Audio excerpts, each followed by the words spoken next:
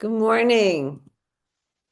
I don't know if you could see, but I'm wearing a shirt that says, Breathe, you are online. So let's all breathe because we are all online. I bought this shirt just a few weeks ago from the Buddhist nuns at the lower hamlet of Plum Village, which is the monastery and retreat center founded by Buddhist teacher Thich Nhat Hanh in Plum Village, France. And I'd like to begin this teaching today on this week's Torah portion with a short guided meditation to bring me and us present to how we are both sitting in our chairs in our rooms and online. We are so much bigger than we realize.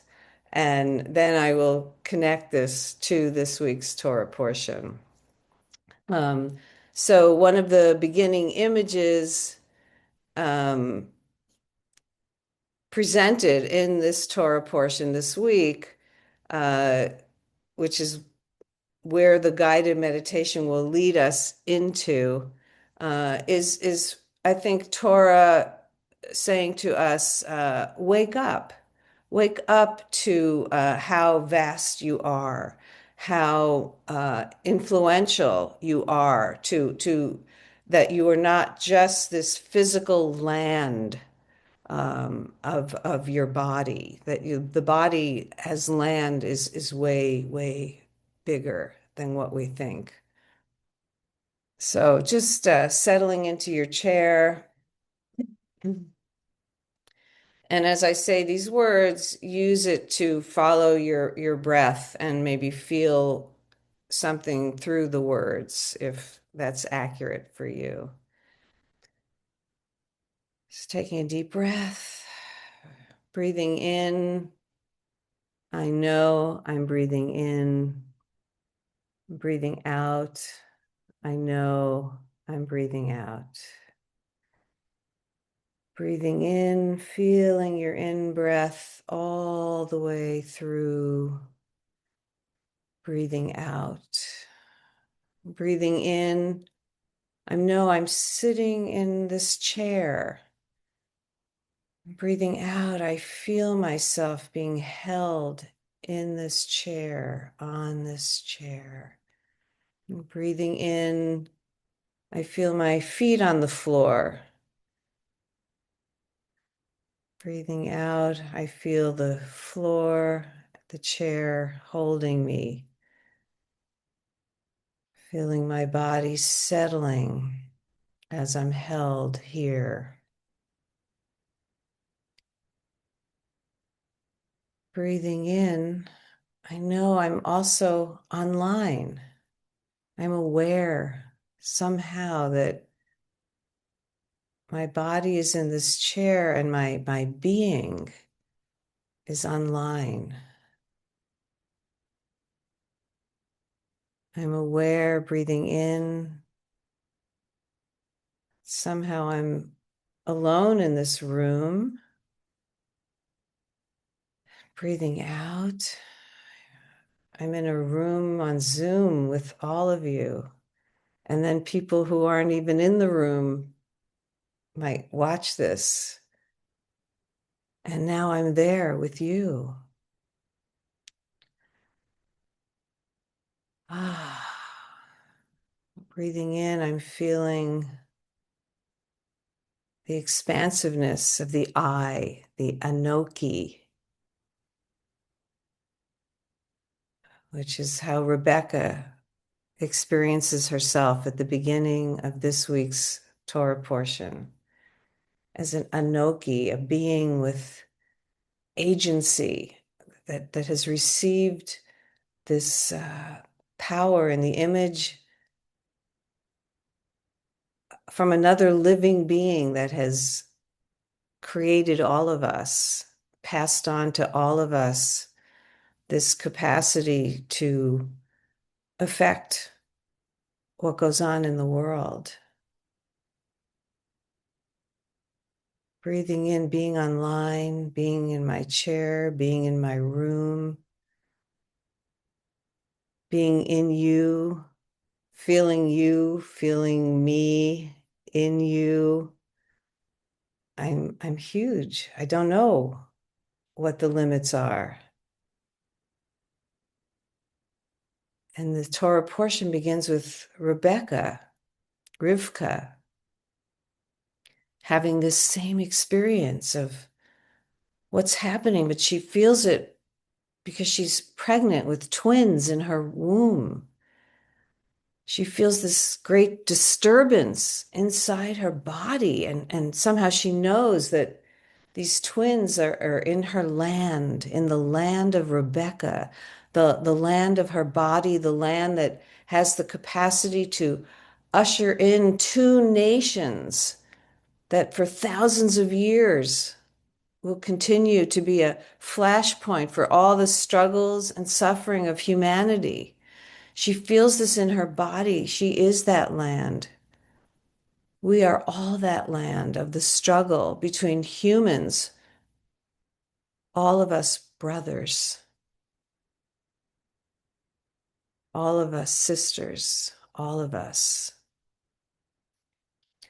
Rebecca feels this struggle that her joy at becoming pregnant has turned to anguish. And she asks, why? Why is this struggle? Why do I suffer? Why do we suffer? Why is it that the very things that seem the most meaningful to our existence, bearing children, nurturing life, nurturing plants, nurturing ourselves, whatever it is that we nurture, why is it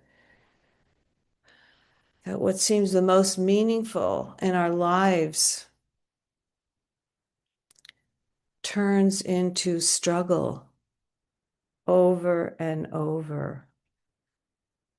And we feel so helpless. And what happens? What happens to the love that our nurturing and our life-giving power that's been given to us? What happens when it turns to struggle, to violence? And we ask, why do we exist? And this is Rebecca's question at the beginning of this week's Torah portion. If this is what love turns into, why? Why do I exist? So I want to dedicate these words of Torah this morning to mothers everywhere in the world, Palestinian mothers, Israeli Jewish mothers, Palestinian Israeli mothers, mothers in Sudan, mothers down the road from me in Charlotte, North Carolina, who were seized yesterday by ICE. I want to dedicate these words of Torah to mothers who are suffering because they've birthed sons and daughters who are being sent off to war, turned into ICE agents. Can you imagine if this is what your love has turned into? And to all the mothers who understand intuitively, we know that the ones they are fighting are their own brothers. And I'm using brothers in the non-gendered sense, if that's possible. So I bought this shirt, Breathe, You Are Online.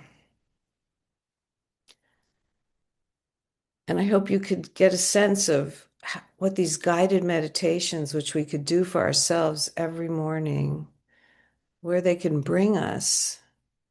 I bought this shirt and I was there with a delegation of Jewish Israelis and Palestinians, all women, all mothers.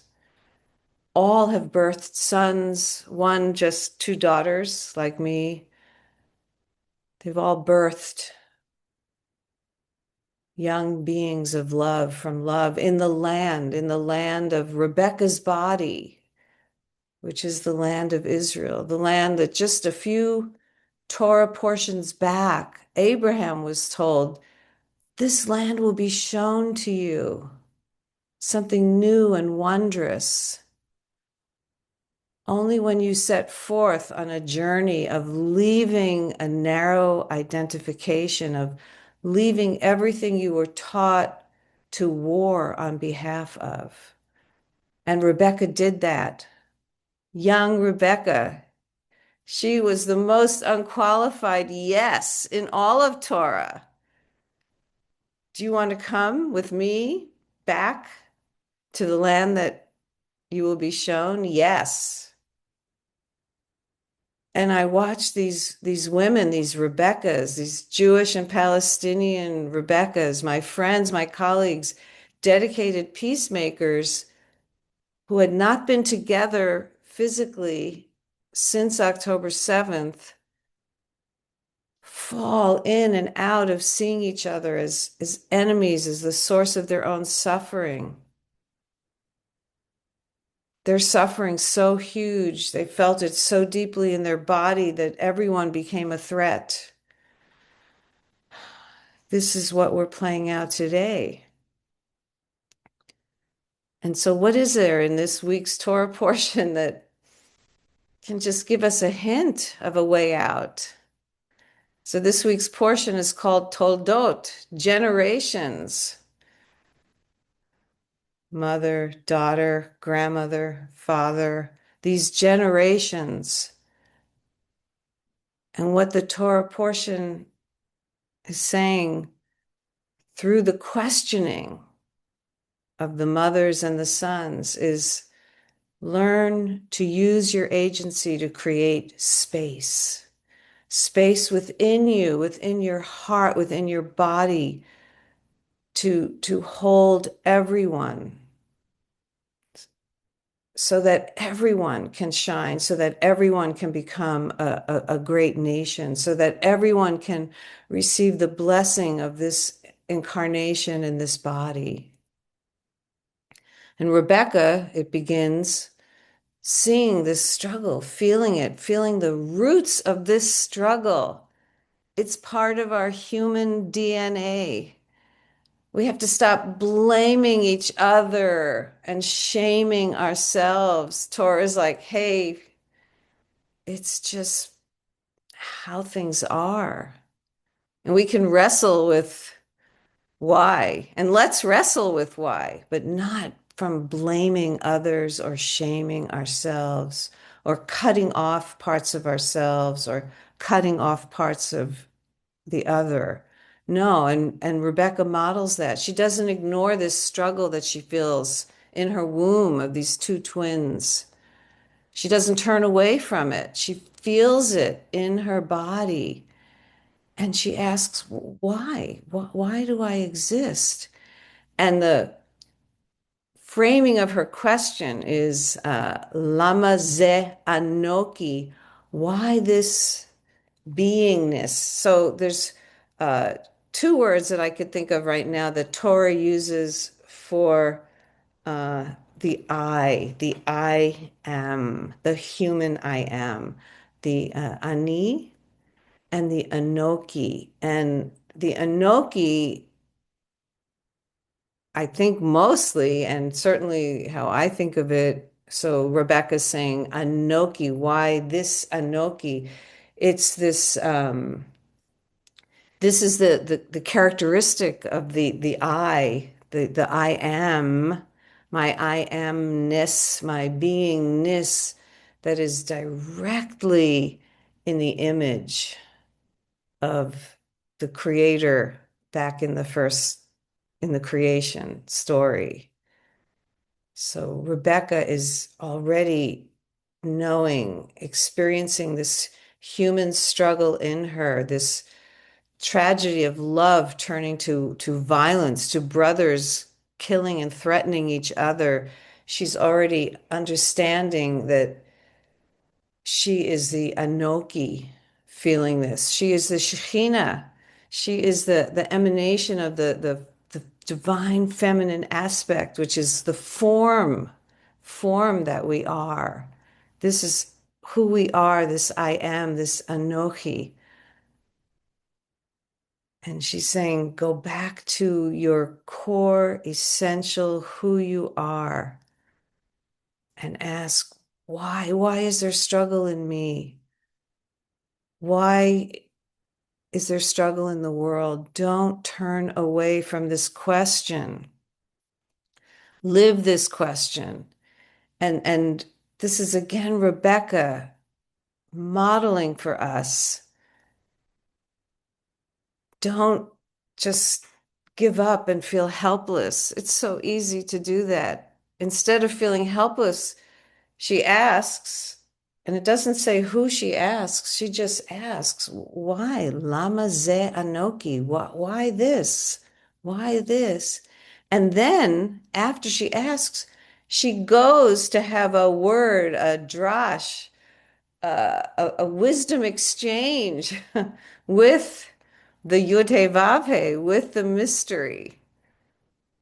And she receives a direct realization back in the form of a verse of poetry. She receives poetry from the vastness.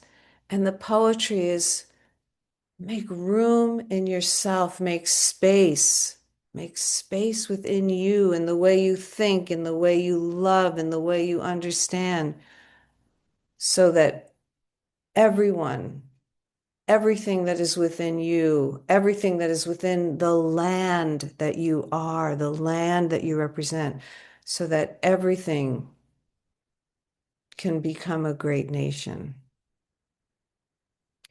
And I think, again, this is the deep Torah, Dharma, wisdom teaching for us as we struggle in our world today.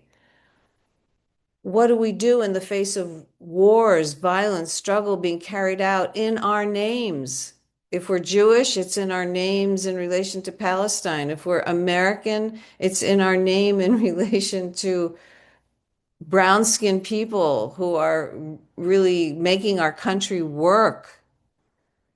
We have to start by making space within ourselves. This was the first message from Rebecca. And that has to happen. We see through the earlier journeys that Rebecca and Abraham and Sarah and Hagar all took. Leave the confines of the places where you are taught that it's okay to go to war. Leave those places. And the Torah portion goes on to Esau, one of the twins. So the twins in Rebecca are Jacob and Esau. And the Torah portion goes on to Esau, our next great teacher in this Torah portion. Esau cries out to his father, Isaac, who blindly has allowed Jacob to usurp all of Esau's inheritance. Esau cries out, Father, isn't there space for both of us to be blessed?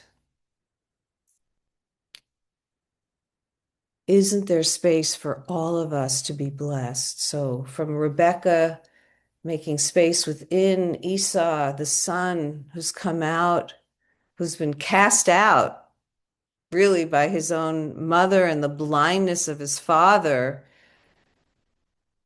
he's not running away from the question either. Isn't there space for all of us to be blessed? And Esau goes off on his own journey to figure out how to receive back the power, the agency of his Anochi. And he does at the end of the Parsha. Not from his mother. It was kind of gifted from his mother and father. He had to be cast out, as was Hagar. Esau and Hagar cast out to find their own way, their own encounter, cast out from the identity that minimized them, right? That weaponized them. Both Hagar and Esau had to leave to find their way back to receiving their true inheritance.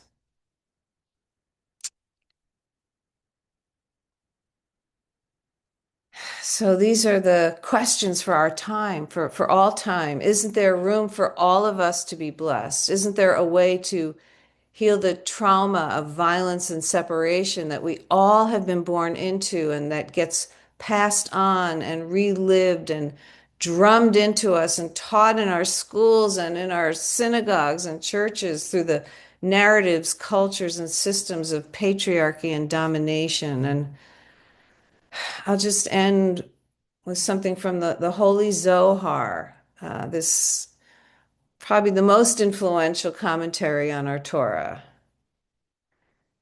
The Holy Zohar, the fundamental text of Jewish mysticism and of Hasidut, says on this Torah portion that the next level of consciousness, individually for each of us and collectively for humanity, will not manifest until the tears of Esau are exhausted, until we heal and release the tears of Esau. So, thank you so much.